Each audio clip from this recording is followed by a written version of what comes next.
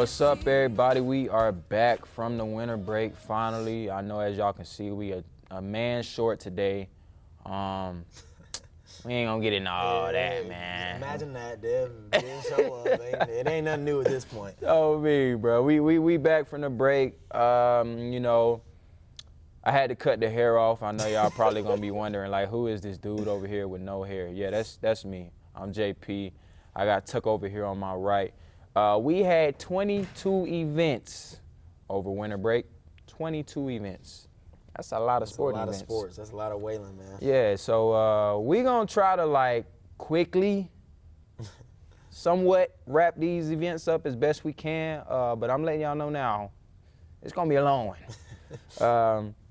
Basketball went 10-2 over the break. Women went 6-0. Men went 4-2. Wrestling went 5-5 over the break. The men's team went 4-1. The women's team went 1-4. So they swapped it right there. But we're gonna go ahead and jump into that first topic. First topic, men's wrestling. Men's wrestling had, of course, a lot of matchups. They had some new rankings come out over the break as well. They also have some new ones coming up this week, but of course we don't have that yet. So we're gonna go over what we do have right now. At 149. Still, Alex Pena ranked 10th in the nation. At 197, John Bray's ranked 24th in the nation. And at 285, Emmett Bivens is now ranked 19th in the nation. He moved up from 21st. Their first matchup they had over the break was in Kansas City, Missouri at the Eagle Duels, where they have, you know, the team-to-team, head-to-head matchups where you get your best 10. Oh, yeah. And I got my best 10 at each weight class, and then they wrestle, and, you know, they see who gets the most points at the end. We started off against Baker. We ended up winning 41-9. We had 4 pins and 2 major decisions. So as you can tell, just off of those, we handled them. We did our thing. We didn't have any ranked matchups in this one. It wasn't like they had, you know, top 10 wrestlers, top 25, whatever it was. We sort of just went in there and did what we were supposed to do. Our next matchup was against Missouri Valley, who's ranked 20th in the nation. So, of course, it's going to be some pretty tough matchups. We had 2 pins in the 4 wins that we did have.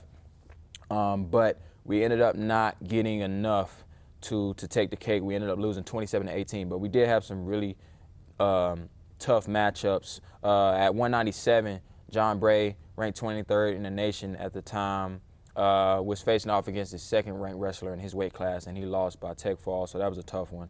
At 285, Emmett Bivens was ranked 21st. Like I said before he got moved up, he was facing off against the 15th ranked in the nation, and he won by pin. So that was a big win for him, even though it didn't really change the way that everything else panned out. You know, we still lost as a team, but that was a big win individually. And it probably contributed to his ranking going up by 2 rankings. Definitely. So, you know, he got it done against a higher ranked opponent. So, you know, no hate there on that one. Mm-hmm. And you'll see throughout the rest of this break, he handled business all the way through. They also won against Waldorf 52-0. So I don't really have to go too much into that, as you can tell by the score. It was only one match. Only one match went the full time. The rest of the matchups we won by tech fall, major decision, pin. We just ended it. Yeah, just dominated. Everybody handled business, but what caught my eye was Alex Pena, like I said, ranked 10th in the nation at 149, was facing off against the guy that was ranked 19th in the nation in his weight class. Of course, I expect a win, but I didn't expect it in this fashion. He won by tech fall 22-3. So the boy really, I mean, you would think 10th and 19th you think it'd be a close game. Yeah, you know, 22-3 is wild. So yeah. I don't know. He's been stuck at 10th in the nation for a while, though, so I don't know. Maybe we'll see something change. But then they had another matchup against Sevilla, and they won that one 39-6. 3 pins, 1 major decision, 1 tech fall. So they kept handling business all the way through. No ranked matchups in this one either. But another good team win to close out the team duels 3-1. So good for them coming out of that up 3. Only taking 1 loss to a ranked opponent, so that's not bad. You might have wanted to come out 4-0. It probably would have helped you out in the rankings that are about to come up. But they did do another great thing right after these team duels. They had a matchup against Oklahoma City, another team duel. Oklahoma City is ranked 19th in the nation. So this one, we only had 8 head-to-head matchups, not 10. And then 1 was a forfeit. So they didn't have somebody at, I believe, what weight class? At 133. So OKC had nobody at 133, so that's automatic forfeit for them. So that gives us 6 points off the bat. So we started off really rough, though. Really rough, I ain't gonna lie. We had a couple of really tight losses. So it wasn't like it was bad performances by us, but we just weren't coming out on the right side of things. At 141, unranked Nathaniel Reeves faced off against the 6th ranked wrestler in the nation in his weight class, and he only lost by decision 2-0. So a really tight match. Yeah, he battled. Yeah, he really battled. At 149, Alex, again, 10th ranked in the nation, faced off against the 5th ranked wrestler in the nation. He only lost 5-3. Of course, you would have wished he would have came out on top. Yeah. But it's a tough loss. At 157, Josh Camillo lost 5-2. And then at 165, unranked Junan, or On, sorry if I mispronounced that, faced off against the 25th wrestler in the nation at 157. This guy was fighting up, so he was fighting at 165, but he's ranked nationally at 157. We ended up losing that match 7-5. So all these matches coming down to just 2 points. Yeah, man, there were a lot of close losses. A lot of close losses. So after the first 5 matches, we were down 16-6 with only 3 matches to go. But as you know, in wrestling, if you get a pin, you get a tech fall, it's some pretty big points. So down 16-6, and we had Malachi step up to the plate. Malachi at 184, unranked, facing off against the 16th ranked wrestler in the nation. So a match that, if you're on the other side of things, you probably think to yourself, they finna get this win and keep it rolling. Yeah. But if you're a Wayland fan, you're hoping my boy come in here and get the upset. One thing about Malachi, man, he show up to wrestle anybody, no matter rank number 1, unranked. He gonna show up. So he gonna show up, and that's exactly what that boy did. Let's check out some of this right here, because I want you to see this. This is the 16th ranked wrestler in the nation in his weight class. This little meathead right here kept walking across the screen, kept blocking my vision. But if you could tell, he grabbed his leg, dropped him to the ground, ended up getting the pin. Oh, man. Got the pin, got the upset win against the 16th ranked wrestler in the nation. A big win, not only because of an upset, but also because it got us 6 points. So now it's 12-16. So Then now at 197, we're back in the fight. we got a fight now. So at 197, John Bray ranked 24th in the nation at the time. He did his job, won by decision, 10-4. So now it's 15-6, going into the last match. Here it is. And the last That's match, what you want. That's what you want. That's exactly what you want. And the last match is none other than at 285, 19 ranked in the nation, Emmett Bivens, facing off against an unranked wrestler. Oh, yeah. This is a given, right? This is a given. Well, it sure was a given. Go ahead and check it out. My boy got him to the ground, quick work. Eventually, after he wrestled around on the ground a little bit, he got him pinned, held him down, got the win. So we ended up winning 21-16, upset win over Oklahoma City, 19th ranked in the nation. That's big time. That's big time. I know Oklahoma City has always been good at wrestling, and for us to come down from, what was it, 16-6 or 12-6? 16-6. That's big time. Mm-hmm. That was big for us because we went 4-1 over the break. We also got a win against a ranked opponent. So in these rankings that come out on Thursday, hopefully, we're ranked in that top 25 or top 20. I think it's top 20 for women and top 25 for men. So we'll see what happens. Now let's go on to this next subject, man. We got women's wrestling. Women's wrestling was also at the Eagle Duels, and they faced off against a lot of top-tier competition, I won't lie to you. They had their first matchup against the #1 JUCO in the nation, Indian Hills. Oh, man. We had 2 tech falls and a pin.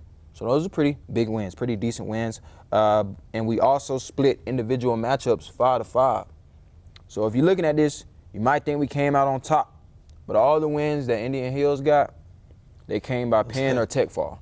So every single win they got was a big win. Dominant win. Yeah, so they racked up points, and they ended up winning 26-19. But we did have some impressive wins at 103, 14 ranked in the nation, Mallory, faced off against a 6th ranked wrestler in her weight class at the JUCO level and won by decision 4-4. As you can see, it's a tie, but when it's a tie, the win goes to the person that has more riding time, which means you got more ground control. So, of course, she had more control on the ground, so she ended up getting the match. At 138, Aspen, the replacement in the starting lineup for Jordan Suarez, you know who that is. I ain't really got to explain that to you. She was facing off against the 2nd ranked wrestler in the nation at her weight class at JUCO, and she won by decision 4-3. So we got some big wins, but we didn't come out on top. We ended up losing 26-19. But 26-19 is basically one matchup away from a different scenario. Exactly. So a tough loss. Just sucks to be on the other side of things. Anyway, we went on to another tough matchup against the 10th ranked team in the NAIA level at Ottawa. We got 2 tech falls, 2 pins. So another, you know what I'm saying, big wins for us. But we lost the head-to-head 4-6 individually. Big wins in terms of how we scored our points. But what got us was a forfeit. We had a forfeit at 180, which is Audrey Lockhart, who is ranked 10th in the nation. But I believe she got injured or something happened in that previous matchup that she had against the other team. And we had to forfeit at 180 the rest of the way in this tournament. So that sucks for us because having to lose by a forfeit, you know what I'm saying, it's giving them points, and we lost 25-21. That's 5 points. So it's obvious we would have won. Yeah, we would have won. If she would have handled business, we would have won. And so that's tough. But some tough matchups in this one at 124, 19th ranked Tess faced off against the 13th ranked wrestler in the nation, and she lost by decision 8-5. So a really tight matchup there at 145. Avery, who is unranked, faced off against the 16th ranked wrestler in the nation. She lost by decision 5-4. So just 1 point, man. Then they had a matchup against Avila. They won that one 28-15. 2 pins, 2 tech falls, same sort of thing. This head-to-head was riddled with forfeits, though. We had 1 and they had 3. Oh, man. So 3 forfeits. Yeah, 3 forfeits. You not gonna win. Not gonna win. Avery and Mahogany both won by tech fall with their opponents earning 0 points, and Alyssa and Maya both won by pin. Then we had another matchup. Our last matchup of the team duels was against St. Mary, who is receiving votes, I believe. And we only had 2 individual wins, so of course we did not pull this one out. We ended up losing 29-18. Tess won by decision 10-8, and Mahogany won by pin. A tough loss for us was at 103, 14th ranked in the nation. Mallory faced off against the 11th ranked wrestler in the nation, lost 5-0. So there's that. Even after a rough showing here, though, going 1-3 in that ranking that came out over the break, they were still ranked 17th in the nation. I think it's because a lot of that, they probably can see that these matchups, there's forfeits, there's tight wins, there's tight losses. So I don't think you can really lose your positioning. Yeah, surely not. You know what I'm saying? Not by that many places, at least. So even though they went 1-3, it could have very well been 3-1. They could have turned it around, but, you know, sometimes things happen that way. Then they would go on. They had a matchup as well against Oklahoma City. For the women's, Oklahoma City is ranked 15th in the nation. Like I said, we're ranked 17th in the nation. This was 9 head-to-head matchups, and we lost individually 3-6.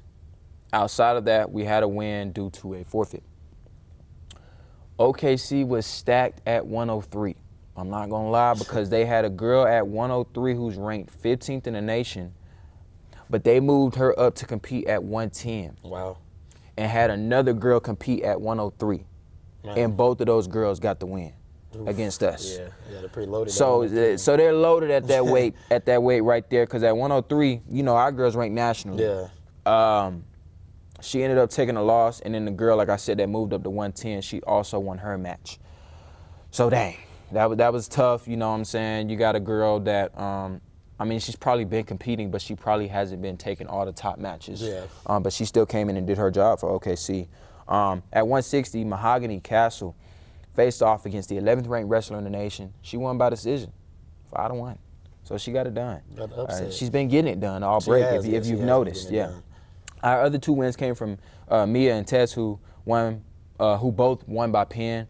The last head-to-head was at 180, and if we would have won this match by pin, we would have got the win. Yeah. We would have got the win. It wouldn't have been. We might not have got it if we just won by decision. You know, that's only 3 points, and sometimes that even gives them a point if they score. So we would have had to get the pin here to take the win, and it was 10th ranked Audrey at 180. As I said, she didn't compete in the other 3 head-to-head matchups after that first one. So I don't know if she was still dealing with the injury or something, but she faced off against an unranked opponent and ended up getting pinned. So that was a tough loss, really tough loss. Yeah. We ended up losing 27-19, and so I know that hurt because not only getting a win over a ranked opponent, but a conference ranked opponent. You know what I'm saying? Yeah. That's something that you want. It is. But the only thing about that is, I don't know the timing of the matches, like if that was the last match and maybe there was a lot of pressure on her. She knew she had to get a pin to win, and so, I mean, yes, she's ranked number 10, and she's obviously one of the most talented wrestlers, not only in the conference but in the country. But how much can you ask of her? Like, you have to go win by pin, not just get the job done. So she's probably out there trying to pin the girl, and then ended up losing the match. But I think she'll bounce back, and she probably is still dealing with whatever injury or whatever the deal was. But I think that we were in a position to win, but then again, we can't just put her in that position to bail out the whole team. Yeah. So I mean, it happens that way sometimes. It does. The last weight is always the weight that's got the pressure on them if it's a tight match. That's why it's always on, for the men's, it's always on 285. For the women's, it's always on 180, and I think sometimes they go to 207. So, you know, it's always going to be on that last match if it's tough. So you know what it is. You got to do what you do. You got to show up. But let's go ahead and take this one on to women's basketball. Women's basketball is ranked nationally 12th in the nation. They went undefeated over the break. And I will tell you, it did not come easily.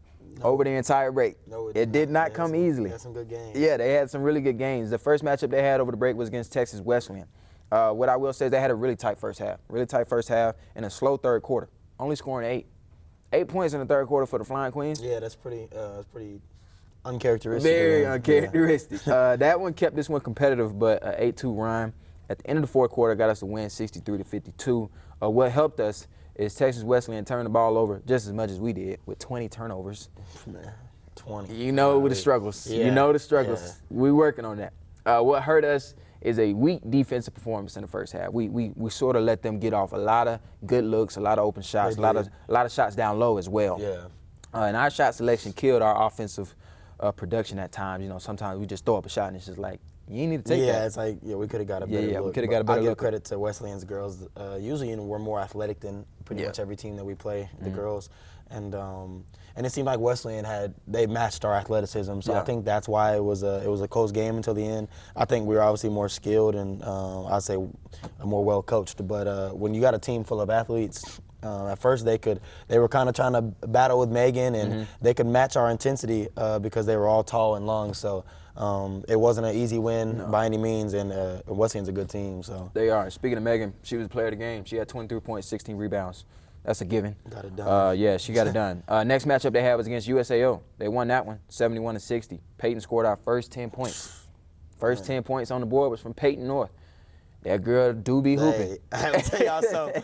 Hey, she got that call at Oklahoma City, and she ain't look back She ain't look back. Man. She ain't look back. I think putting her in that starting lineup, not that she wasn't confident, because she was, but it put her in a different level of confidence. Yeah, and so I feel like she took that and just ran with it, and man, she's been carrying them almost. I'm not gonna say like she's the only player been playing good, but she's elevated her game a ton, man. So it's fun to watch. Yeah, she scored the first 10 points and ended up with 19 points just in that first half. And as a team, we shot very well. Shot 46% from beyond the arc. So we was raining threes, knocked down 12 of them. Letting them go. Yeah, so USAO, they brought it close a couple of times, but we went this whole game without trailing. Ended up winning, like I said, 71-60. Player of this game, who else? Peyton North, 19 points, 5 assists. Of course. So not only is she scoring, but she dishing as well. 5-0. Yeah, exactly. Next was against the Ozarks. They kept up with us offensively in that first, I ain't gonna lie. This was after the winter break. Yeah. This was after this was first game back from the winter break. I think they had a 10-day break for the women's team. Yes, yeah. And that first quarter was like us. We scored quickly. The other team scored as well, 24-21. But what I will say is both teams offensively burned out after the first quarter. I could tell everybody on the court was gassed. Yeah, they were tired. They was gassed, bro. And I'm like, that's definitely due to. Was that too much ham over Christmas? That Christmas, they was munching. Yeah, they You know were. what I'm saying? So everybody was tired after that first quarter, man. They came out in the second quarter and both teams scored 15 or less. It was 15-14 in that second quarter. So it was a really slow second quarter, but we came out in the second half. We pulled away from them as expected. Got a lot of looks down low and didn't miss much, and did our job defensively and won this one 79-70. Player of the game, Megan, 21 points, 16 rebounds. It's almost the same exact stat line from that game that I talked about just a couple weeks back on this trip, on this winter break. Then they had a matchup against John Brown. Hot start first quarter. Had a 13-point lead. But in the second quarter, both teams caught fire. Traded threes for a while, but John Brown closed the gap to 45-40 before the half. So they closed, they break they broke up that lead basically by just coming down and jacking up a bunch of threes. Yeah. And it's hard to say they was just jacking them up because they was draining them. Yeah, they was making them. Yeah, they was making them. So, but what I will say is we were coached up really well defensively because in the third and part of the fourth, John Brown could not get a pass off without it being deflected or taken away. So we stepped up our game defensively and we came away with the win, even with the slow fourth quarter of scoring. Bobby came back to life in this game. Yes, she did. 15 points, 4 for 5 from the three-point line. Yeah, man, Bobby had a huge game. Yeah. And John Brown, they're the reigning conference champs last year, and they live and die by the three. And the thing is, I think, I'm not going to say we live and die by it because we have such a paint presence in Megan, but we shoot a lot of threes as well. So that was a game I was curious to see who won because it was two teams who shoot a lot, but I think our defense is what carried us down the line. And of course, Bobby, just very efficient from the field, 4 or 5 from 3, a good 15, and that's off the bench too. So I think that was big time for him. I've been waiting on her for a little minute. You know, I feel like she had a slow start, then she had an injury. She got hurt USAO. It only kept her out about 2 or 3 games. Yeah. But you know, I feel like it took her a little minute to get back into the groove of things. So it was good to see her, you know, come out and do her thing. It did. I think, you know, last year she was probably our second leading scorer, I'd say, behind Megan, and that's as a true freshman. And then to be kind of into a 6-man role now, that can take a toll on you mentally, but I think she's handled it very well and still been a heck of a teammate. But whenever she does come in, she still provides a spark on offense, and she's one of our better defenders as well just because she has so much length. So. And I don't think it's like she's not good enough to start, obviously. I mean, we know what she did when she did start. I think it's just certain combinations of players fit well better. And so I think that's all it is. But, yeah, she's taking on that role with a lot of pride, and I think she's playing good in it. She is. She definitely is. Then they had a matchup against OPSU. And I hate watching their games against OPSU. So I'm not going to lie to you. I didn't watch it because I knew what the score was going to be. It was either they was going to be at 100 or close to it, and that's exactly what it was. They had 90 points. It was 90-56. Teodora was the player of this game. She had 14 points, and she was 4 for 5 from the three-point line. So Teodora, Bobby, you know, like I said, this is a team full of weapons. Yeah. You never know who you're going to get that night, but somebody going to show up. Somebody going to show up. Somebody going to show up. Then they had the game of the week. Honestly, should have been the game of the week nationally. If you watch this game, boy, I tell you what, they had a matchup against MACU. Tied for first in conference play. Both teams only with 1 loss. Our loss coming from somebody we shouldn't have lost to. And their loss coming to Langston. Yeah. So a tough loss for them. Tough loss. So being tied for first in conference play, both teams ranked nationally. MACU's ranked 18th nationally, and we're ranked 12th. So this was a game that was a must-win, to say the least, because all that stuff that we did over the break, if we would have took a loss to MACU, I don't know how well that would have fared for us in that top 25 ranking that comes out this week. Yeah, it would have hurt them. It would have hurt them. So we found ourselves down big early because we kept going to a situation that I felt like we shouldn't have been going to because we was taking some shots that it wasn't smart. I'm going to just say that. It wasn't smart shots. And so it was basically like we was giving them the possession. Yeah. And when you give up points like that, that hurts you, especially against a team that is going to produce. Yeah. They're going to produce. And so it put us in a hole early. But we finally got going, went on a 12-0 run late in the second quarter. Who else was carrying the load? Peyton North. 14 points in the first half. 4 for 4 from the three-point line. Yeah, she just caught fire in the second quarter. Yeah, so that was big for us. So we took a 42-41 lead into the half. Even after going down large. Shot the ball well, 46% from the field, 50% from the three-point line. But we gave them a lot of second chance opportunities. They didn't capitalize on all of them, but they did have a lot of opportunities to put more points on the board. I think they took way more shots than we did due to that. But, of course, you know, they didn't score. So that helped us out. Came out slow in the third quarter, couldn't get any offense going. 38% from the field. Very unlikely for us. We got outscored 27-18. So we went down big in the fourth quarter. Big in the fourth quarter. Down by 12 in the fourth. And we went on a 14-4 run with Megan back in the game. If you was watching this game, She got in foul trouble early. She did. Like in the third quarter, right? Yeah, she had She had 4 fouls at the beginning of the third quarter. So she basically almost didn't play that whole third quarter and most of that fourth. Fourth she sat. Yeah. And so we'll get into who stepped up for her, but I want to go ahead and break this one down. Came out, went on a 14-4 run with Meg back in the game. So she changed some things for us. Once she was back in the game, it was go to Meg. She's back in the game. She's going to make a difference. There was, of course, some other key factors in this comeback, but I'm just showing a couple of highlights because we got to keep it going. But, of course, she got the tying bucket, and she got the go-ahead bucket. So she was really doing her thing. Everybody was feeding it to her. They knew the game plan. They couldn't stop her. And then once she got the go-ahead bucket, she came back and got the deflection to get the ball back for us to end up winning this game 83-81. So that was huge play from Megan, stepping into this game with 4 fouls and carrying, I won't say she was carrying the load, but she was carrying a part of it. She was carrying a part of it. And we, of course, had some other girls step up big in the fourth quarter. Who else? Peyton North stepped up big in the fourth quarter. But what I want to shout out is Brooklyn Hurtado.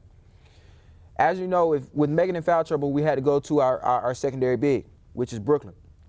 And she had 8.6 rebounds, 4 blocks. Man. So defensively, she held her own in that spot. They thought that they was, okay, Megan out, let's go to the paint.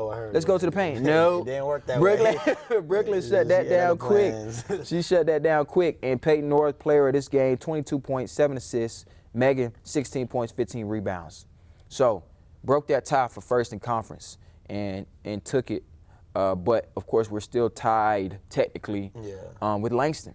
Yeah. Who we will be facing off with very soon. So they got some tough matches. But go ahead, give me your spiel over this break for women's basketball, going 6-0. Yeah, man. Well, it's always hard to come back from the break and still get things done, especially, I mean, man, it's just I guess we only had 2 home games, but there's not that many people at the game. So they handle business at home. And then to go on the road as well to this last week, I think they just – MacU, that was a huge, big-time game for them. I think it was the game of the week in the SAC for both men's and women's. And knowing that they had to win this one to have the tiebreaker over MacU, I think they showed up. They showed a lot of heart, though, because one thing the girls, we haven't seen them down a lot this season. Like they just haven't been trailing in many games. And, I mean, down by 12 in the fourth quarter, a team who has won every game but one, it'd be very easy to just fold because they just haven't been in this position all season. But I think they showed a lot of heart and came back, even with Megan in foul trouble. And at their place. At their place, with too. a crowd. And it was a crowd. It was a crowd. It was a big old crowd. Even though this was the winter break, this was the end of the winter break. So like they had people up in there. They had it packed. And I think they had a 12-game home, like a 12-game home winning streak. They did. Yeah. It was rocking in there. I'll give it to MacU. But I'll credit to the girls for just having some guts and some heart coming back. Yeah, they're gonna flying around me. It's cold out, man. Yeah. Fly doing that. But yeah, no, it was really big for them to get the win. I really enjoyed watching that game. I like the fact, like what you said, that they did not give up when they went down big, especially in the fourth quarter. You're down 12. I don't know a lot of teams that would be able to mount the comeback like that, and they did. They did what they needed to do. Funny thing I wanted to mention, Emily missed her first free throw over the winter break. She is now 22 for 23 from the line. That is insane. I'm not gonna lie. I mean, she's in the gym every day, so it don't shock me that she is 22 for 23. But man, you can be in the gym all you want. That's still hard. That's still hard to do. That's hard to do. So, credit to her. She's leading the way in a lot of categories. I know we don't talk about her a lot, but she is a floor general. She is. She gets the job done at that one position. She's always a great facilitator on the floor. She's always helping the team out. I think she leads the conference in assists, if I'm not mistaken, which don't surprise me because that's her type of play style. And she can score if you need her to. Yeah, I guess because she doesn't get a lot of praise just because she doesn't have games where the stats just jump out and stick out like crazy. But she's good she can give you 20 if you need her to, but she'll give you 10 assists at the same time. And the thing I also like about her, and I feel like she gets this more than anybody, and I don't know if it's because she's an undersized guard. She gotta lead the country in charges, bro. She take at least 3 a game. But there's not a stat it's for like, that. man, she gotta be first in the sack and charges taken. She hits the floor at least 3 times a game. Yeah. At least 3 times a game. And I'm like, dang, is they just not seeing? They can't see her. I guess not. I don't think they can see her, bro. She's just perfected it, man. She has, bro. She has. But she's a big part of this team being at the success that they are at right now. So shout out Emily, man. And yeah, she's the heart and soul of the team. And then I guess one other thing I would say about her, just man, she came in and she played JV my first year here. So she did. I mean, she's came a long way, and now she's the leader of our team. So it's just good to see. Yep. Now we're gonna get on Tuck's team, man. We're gonna get on men's basketball. We're gonna take this one to men's basketball. They also had a matchup, of course, the same teams that women's basketball. You know, they travel together. They had a matchup against Texas Wesleyan, and this was a tight one. We shot well and evenly played first half from both teams. We had a hot start to the second half, went on a 10-0 run, and never gave that lead up from there. So that was big for us. I know sometimes in the second half, we're the ones that get down. Yeah. But this time we came out and we got up, had some very efficient shooting, 50% from the field, 46% from beyond the arc. A big reason why this game stayed close, though, was Tex West had 14 second chance points from 10 offensive rebounds. So allowing them to get more opportunities to score is probably not going to help. Yeah, I mean, but we ended up going to take advantage yeah, of it. Yeah, they're going to take advantage. But we ended up winning 67-64. So it was close, but we got the win. Then we had a matchup against USAO. Kabine carried the first half with 16. So big time for Kabine. Yeah. I know he has struggled with foul trouble. Yes. And so it sort of takes him out of the game. It allows him to be able to, it takes him to a place where he has to play reserved because he's worried about fouling out. So it was good to see him come out here and get his for once. We had control of this one early. We outplayed them in every way. We handled them all second half, locked up defensively, and our shots kept falling, shooting 49% from the field. Kabine finished with 20 points, 12 rebounds. Versus the Ozarks, 86-69 win. Q having his way in this one with 24 in the first half, 6 for 8 from the three-point line. Hand in his face, didn't matter. And as a team, we played some stifling defense. Didn't let them have many good looks, and they had a 15-point lead at the half. So that's big for us. Second half, Ozarks showed life a little bit. They did, yeah. A little bit. They had a little streak where it was knocking down threes. It was knocking them down. But we didn't stop scoring, and we finished with a demanding win. Like I said, 86-69. Q finished with 34 points, 7 for 11 from the three-point line. Man. Yeah. So then we had a matchup against John Brown.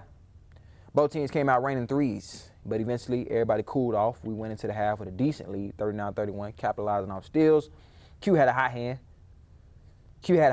I mean, I could have said that 1,000 times over this break, man. That boy was doing what he was doing, but this time it wasn't from the three. It was from steals. The boy had 3 back-to-back steals. Man. When I saw that, I was like, I mean, y'all might as well just give him the ball. Yeah. They were serving. It was, bro. Like it was crazy because I was picking up full court, and then by the time I got to my man back in half court, I look up and Q already shooting a layup. I was like, man, and he just did it 2 more times after that. I was like, man. So he got hot on the defensive end as well. Definitely, a really good team defense allowed us to build a lead that we never let go. Ended up winning 82-75. Q finished with 31 points, 5 for 8 from the three-point line. Then we had a matchup against OPSU. Tough loss. Yeah. I won't say that it was a loss where we just played terrible. I think we actually played a decent game. If you look at the stats, we beat them and we led them in a lot of categories. Yeah. The problem was this was just a team that was due up. They had a lot of close losses, 1-point losses, 2-point losses, all throughout their season. And this time around, they got it. The coin flipped the other way for them. I mean, credit to them. They're not what they once were. They used to be the laughingstock of the SAC. And I said this after we beat them the first time, which only by one point as well. Yeah. I said that they're a good team. They're really athletic. They got 10 dudes who are all 6'5" and can guard and can shoot and can do a little bit of everything. So it wasn't a game where it was just like, man, these dudes suck or nothing like that. It's just like, man, they're a good team. They played a lot of close games, and they were due a win in the close game. I think they had lost like 8 games by less than 5 points. Less than 5. That's like, crazy. You know, eventually you're going to win one of the close games. But, we just didn't handle business, man. The way we should have. I still think it's a game we should have won.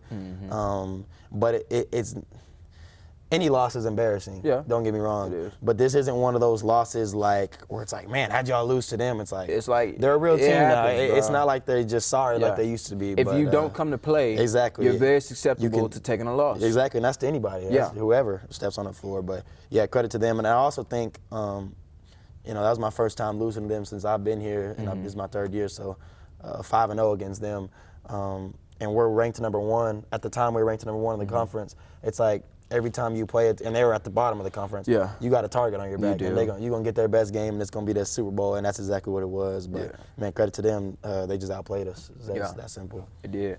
But like you said, though, with them being at the top of the conference, we've sort of handled business in conference play, so we found ourselves in a good position. Even with that loss, we were still in first at the time in conference, going against MacU this past weekend. Both teams came out cold, really cold, not hitting nothing. We were 3 for 13 from the three-point line. They were 5 for 15, and they shot 26% from the field, so they weren't getting nothing. We picked up our shooting a bit, but hitting free throws is really what made the difference. Yeah. Not just in the first half, honestly, the whole game. I mean, MacU was 12 for 13 from the line, and we were 3 for 12. 3 for 12. So we went into the second half down 31-26, and we gave up 9 free points. Yeah. You know, I'm not expecting you to go 100% from the line, but if you just went 50%, you would have been all right. Exactly. You would have been all right. MacU extended their lead to, I don't know how big the lead was. It got to 12. It was 12? Yeah, 12. In the second.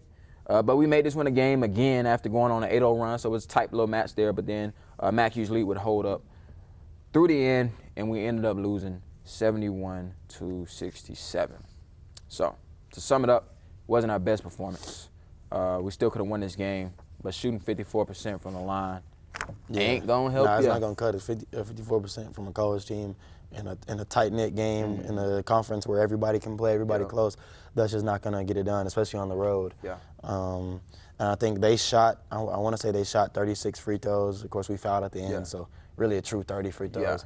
And we shot, I believe, like 20-something. Yeah, maybe 20-something. So I mean, when you send a team to the line to shoot 30 free those. And they knock them down? Yeah, and they knock them down. It's like, man, it's going to be hard to win. So we bailed them out in that asset of the game just by cheap, weak fouls, just stuff that we don't usually do. We were late on help, bad ball screen coverage. So another person got to go help and ends up fouling. It really just wasn't our brand of basketball, to be honest with you. But they're a good team. They're a well-coached team, so it's not like they're some scrubs either. That's the thing, man. Y'all know y'all know the conference y'all playing. Yeah. This is not no cakewalk. No, especially this year. This year, I mean, first and last place, as we saw, is still a close game every time. Every time. It don't matter who's in first. It don't. Speaking of who's in first, it's a 3-way tie right now. It might not say it on the website, but it's basically a 3-way tie because some teams haven't played as much as other teams have played in conference. And right now, we're 10-3 in conference with Nelson and Langston. So what's really new? Those have been the top 3 teams in conference. That's always who it is. I mean, it might look a little different, but it's basically the same as always been. There's more competition, but it's still basically the same top 3 that has always been. I think Nelson is also 10-3, and then Langston is 9-2 or 10-2 in conference, something like that. They had one game get postponed, so that's why I think they're a game behind. But they've only had 2 losses. So everybody is basically at the same, right there at the top. So I won't say we're second in conference. I'm gonna say we tied for first, because basically we are. It's a 1-game difference. Like you said, Langston had that delayed game or whatever it was that was going on. So it's like at this point in the season, I think every single winter sport is in a position to do something. I couldn't say that about the fall, but the winter, they handling some business. That's true. Yeah, that's true. Women's is probably finna be in the top 10. The rankings come out on Wednesday. So by next show, it's gonna be something cool. And then for wrestling, their rankings come out on Thursday. And I honestly think hopefully our women's can still find their way in the top 20. I don't know if they will. But I think our men's wrestling team might find their way. Yeah, they might sneak in there. I think they should. If they don't, I'd be a little upset. But I think talk to the committee, whoever ranking these teams. Yeah, but I think they're gonna find their way in that top 25, and that'll be good. And we'll probably have 2 or maybe even 3 teams in the top 25 for winter sports. 3 out of 4 teams in the top 25 is pretty wild. And then even though men's isn't ranked nationally, and it probably won't happen in terms of being in the NAIA national top 25, I think what helps us is the fact that we're handling business still in conference. Now, I know some things can turn around. You know, you win out the rest of your games, you never know what'll happen. You can find your way in that top 25, but I'm not gonna be crazy and be like, oh, we're gonna go on a 20-game winning streak. Yeah. I would love for that to happen. Yeah, of course. I would love for that to happen, but I'm gonna keep it real, man. It's a tough conference. It is. Some games you might slip up and not have your best game, but I do hope that they win out the rest of the way and keep handling business, because right now, even with the 2-game slide, they're still in good placement for the conference to do what they need to do. I think so, and that's the thing, man. It's like our goal isn't to be ranked top 25. Yeah. You know, our goal is to win the conference, win the conference tournament, and then let's go to the national tournament and make a run. So that's the goal. That's really all we got our eyes set on right now. Is like, man, what can we do to win conference? And the SAC is a juggernaut this year. I think the difference, what's going to be the difference between the top 3 teams is obviously if they beat each other, which of course, I mean, you got to beat the best to be the best.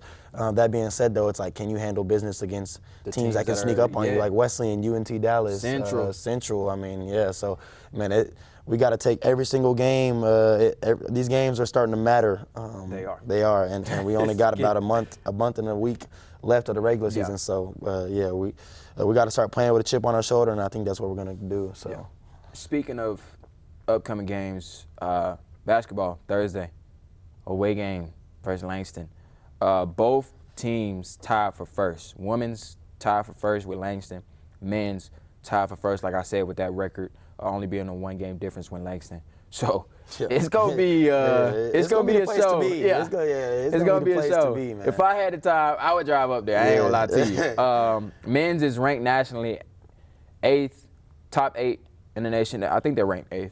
Yeah, I had that correct. Yeah. They're ranked 8th in the nation right now. New rankings, like I said, are coming out though. So I think for the women's, that might be a top 25 matchup as well, because Langston right now only has 1 loss. I can't see them not being put in the top 25 in the new rankings. Surely they should be top 25. They have to be. So I think that this weekend is going to be another top 25 matchup for the Flying Queens, and for the men's, it's going to be a matchup for first place in conference. So, boy. Yeah. And then Friday, track and field, starting off indoor at the Texas Tech Corky Classic. And then Saturday, wrestling will be at the conference duels between the SAC and the AMC. 2 conferences. I don't know if they do conference v conference or they just all there competing against each other. That's kind of cool though. It's just a way for them to get some rankings, as I was informed, and then be able to see themselves against their conference competition, because a lot of times they don't get to face off against their conference until the conference championship tournament. Yeah. So that's big for them. And then basketball at Central Christian on Saturday as well. Now let's get into the certified nominees, and we're gonna close this one out. We had 3 nominees over this winter break. This is a huge player of the break. This ain't no player of the week. This is player of the break. So this is some longevity. Yeah. You know what I'm saying? This is like over the course of 20 days, you've still been performing at the top. Been balling. First nominee, who else? Q. Quentin Coleman scored 20-plus points in 4 of 6 games. 22, 34, 31, and 25. In those games, he shot 59% from the field and 62% from beyond the arc. Nuts, man. That's the first nominee. The second nominee, Emmett Bivens, at 285, went 4-0 over the break. 3 of those wins came by pin. 1 upset win versus the 15th ranked wrestler at the time. Also won that one by pin. If you don't know much about wrestling, a pin is when you end the match early because you got your opponent's back on the ground, both of the shoulders on the ground for, I think, 3 seconds or something like that. The match is over. So the boy did his thing. And then Mahogany at 160 for women's wrestling. 5-0 over the break. 3 tech falls. A tech fall in wrestling for women's is winning by 10 or more points. So she had 3 tech falls and 1 pin. And one of those wins was against the 11th ranked wrestler in her weight class, which she won by decision 5-1. Get this though, in the 4 matches showing a score, she only allowed 1 point to be scored on her. Man. The entire break. Yeah, she was dominated, plain and simple.